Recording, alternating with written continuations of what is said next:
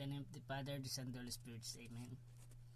Nananawagan po sa Diyos ang makapangyarihan sa lahat na may gawa ng langit at lupa, at nananawagan po sa lahat ng mabubuting espiritu at elemento na itong si Jomar Fajardo. Sana po makamit po namin ang hustisya at katarungan para po sa kanyang katahimikan. At nananawagan po ako na sana mahuli po yung si Jason Bakildan, Jason Banggawan Bakildan, mahuli po or mapatay din.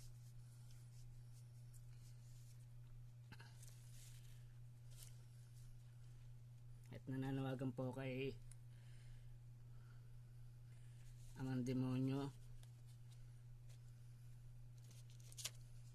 at sa lahat ng masasamang espiritu at elemento na ako po ay tulungan na konsensyahin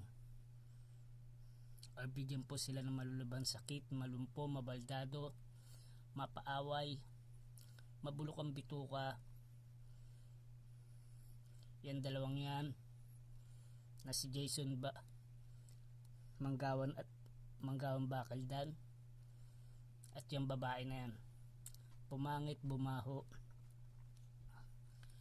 mapatay, magkaroon ng kaaway, malunod sa hangin,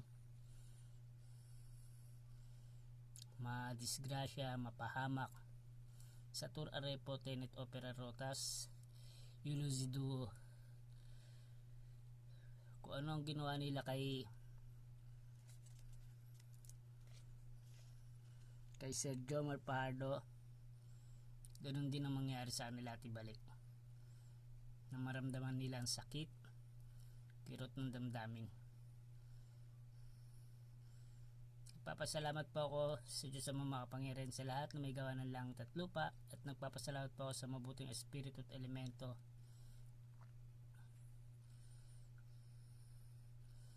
at nagpapasalamat po ako kay amang demonyo at sa lahat ng masasamang espiritu at elemento.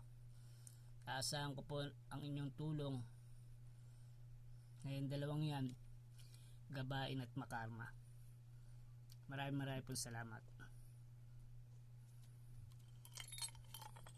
Sinusumpa ko po na hindi po sila kayang gamutin.